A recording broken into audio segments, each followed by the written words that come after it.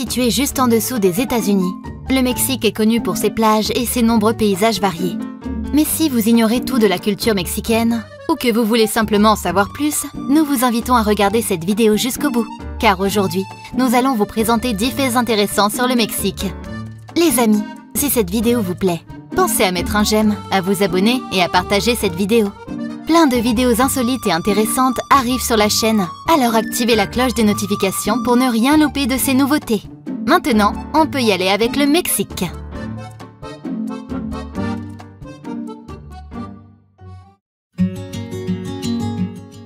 L'architecture au Mexique. Parlons pour ce premier fait de quelque chose d'important pour le pays, l'architecture. Vous ne vous en doutiez peut-être pas, mais l'architecture du Mexique a joué un rôle crucial dans le développement de la population. En effet, au XXe siècle, le peuple voyait un tremplin à travers l'architecture moderne, si bien que le gouvernement la mettait en avant comme un atout. Cette dernière aurait permis le progrès, de plus grands droits et de plus grandes libertés pour le peuple. De plus, la neutralité du pays lors de la Seconde Guerre mondiale lui a permis de continuer à développer son architecture, contrairement à la majorité des pays européens. C'est donc quelque chose qui s'est montré avantageux pour le Mexique. Mais à quoi ressemble l'architecture mexicaine exactement? Le style le plus connu est en fait un mélange de tradition et de modernité. Un style moderne mais coloré. C'est ce qui fait l'originalité du pays. 2. Les reliefs mexicains. La situation géographique du Mexique a donné naissance à des reliefs propres au pays. Ces derniers sont constitués par un ensemble de plateaux d'environ 1000 mètres d'altitude, bordés de part et autre par deux chaînes de montagnes, la Sierra Madre occidentale et la Sierra Madre orientale. La première des deux s'étend sur 1250 km, alors que l'autre part jusqu'au Texas avec une longueur de 1300 km. Elles convergent au sud, là où se dressent de puissants sommets volcaniques. On pense par exemple au pic d'Orizaba, qui s'élève à 5675 mètres d'altitude, ou bien un autre pic allant à 5426 mètres d'altitude. En comparaison, ces hauteurs valent 1 km de plus que le Mont Blanc. On ne trouve pas que des reliefs montagneux, on trouve aussi des volcans. L'activité volcanique existe encore, et la ceinture de volcans couvre 900 km de territoire. On compte au moins 22 volcans d'environ 2500 mètres d'altitude, dont la moitié est encore en activité. Par ailleurs, c'est au Mexique que se trouve le plus petit volcan du monde. Il ne mesure que 13 mètres de hauteur. 3. Histoire du Mexique. Le Mexique, c'est avant tout une histoire emblématique bercée par la tradition. Parlons-en un peu. Le pays est peuplé de chasseurs-cueilleurs depuis plus de 15 000 ans. La domestication et le développement de l'agriculture ont très tôt permis la création de villages qui tendront à se développer et prospérer.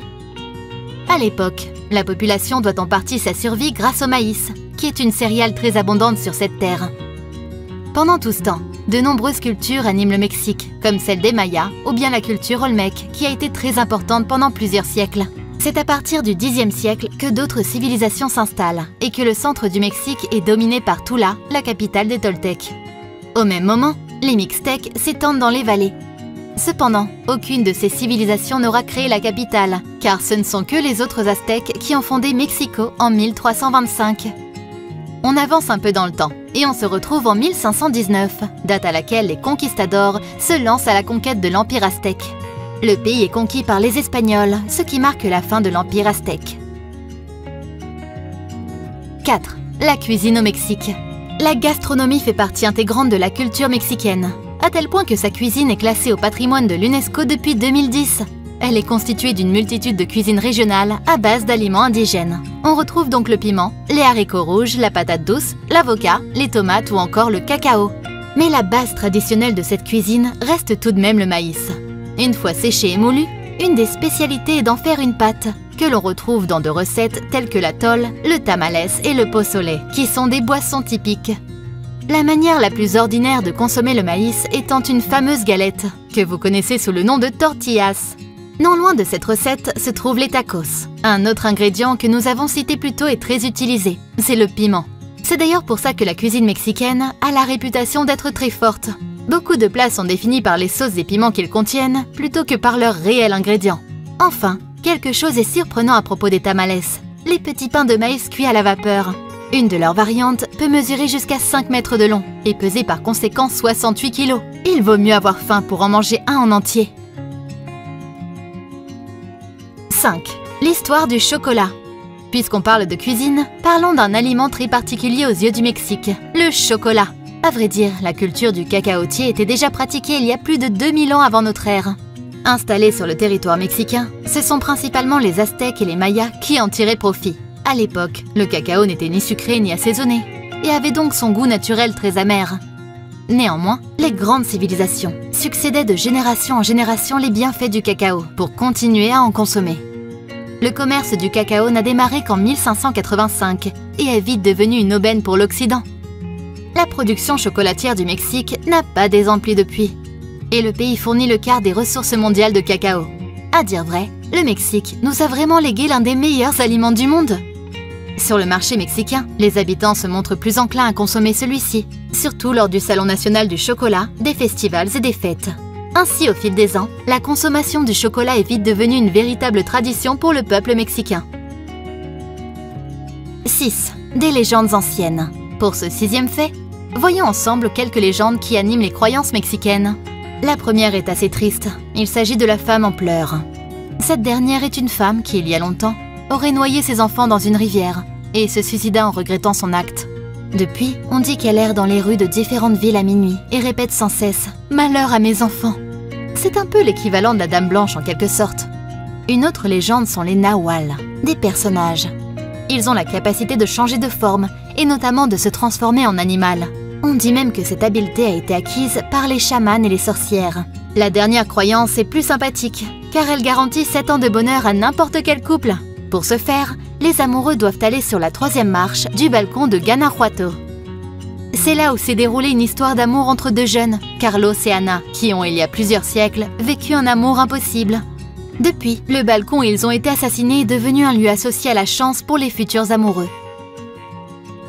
7. Un musée sous-marin époustouflant. Si vous ne connaissiez pas le concept, alors ce fait va vraiment vous étonner. Les musées sous-marins regroupent, comme leur nom l'indique, du patrimoine, le tout à plusieurs mètres de profondeur. Et c'est en 2009 que le concept s'est installé au Mexique. Et pas de n'importe quelle manière, avec le musée subaquatique le plus grand au monde. Le dernier se situe dans la ville de Cancún, au sud-est du pays. Inauguré il y a maintenant 11 ans, ce musée regroupe plus de 400 statues de pierre, qui attendent leurs visiteurs sous l'eau turquoise.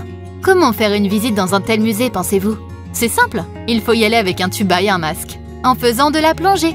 C'est un véritable Atlantide. Situé à 6 mètres de profondeur, le musée a nécessité 18 mois d'installation, 120 tonnes de béton, de sable et de gravier, et 120 heures de travail sous-marin pour ses sculpteurs et ses ouvriers. Là-bas sont exposées des statues certes, mais qui ne portent pas préjudice à l'environnement. Leur composition font d'elles des statues neutres pour l'écosystème, ce qui fait de ce lieu un musée écolo. 8. El Día de los Muertos. Comment parler de la culture mexicaine sans aborder une de ses fêtes typiques, El Día de los Muertos, aussi appelée la fête des morts. Elle est célébrée le 2 novembre, mais c'est toute une ambiance qui anime le pays à l'arrivée de cette fête. Le jour des morts correspond à la Toussaint dans la culture occidentale, mais d'une manière plus festive. Les Mexicains célèbrent leurs ancêtres à travers différentes traditions. Durant ces fameuses festivités, des autels sont confectionnés par les jeunes et des offrandes y sont déposées. Les calaveras, friandises bien typiques, sont des crânes en sucre ou en chocolat. Ils servent de décoration et l'ont inscrit sur ces derniers le nom des défunts.